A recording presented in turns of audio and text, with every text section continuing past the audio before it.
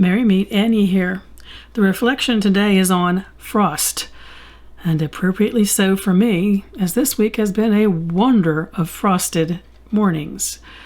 Now, why do I spend time in consideration of frost? That nuisance we have to scrape off of our cars before we can head to school or work?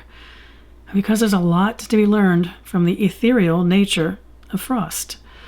Noticing the patterns of its settling brings us in touch with not only the frozen nature of it, but also the interplay of sun and warmth on the winter landscape. When the temperatures hover around freezing, frost is a patchy beauty, adhering to the cold places and melting into the warmer ones. That's a lesson for us about surviving in the harsh times and giving over to the warming times. And those times are not separated by great distances in our lives. They're often simultaneous. There's a lesson in its beauty, too. To wake up to a world unlike the one we said goodbye to at sundown the night before, how can we not be inspired by the thought of each day bringing its own possibility? As I'm writing this, I'm looking up into the old-growth trees that surround us here. And you notice when I record, I often am doing kind of like this.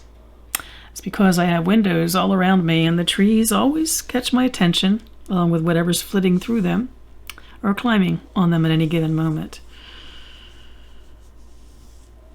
And I'm watching the frost melt from them around me, from top to bottom, as the sun rises and warms them, warms the earth, and then warms me.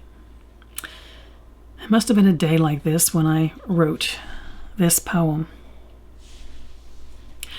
First light, adding pastels to the canvas of nature. A palette of frost and shimmer colors the land, the delicate hues of the wintertide. Dawn colors the world with possibility. All that is begins with a gentle inhale of the day. Morning is born from the promise of night. Each day, blessed in its own way. No days without color, without warmth, without the opportunity to melt into it.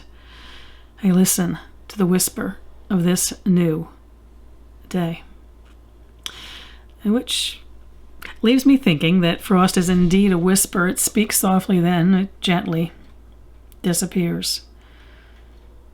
I really need to return to rising earlier in the morning, to be inspired by the tender arrivals and departures of frost on my land, that beautiful crystalline gilding of the world.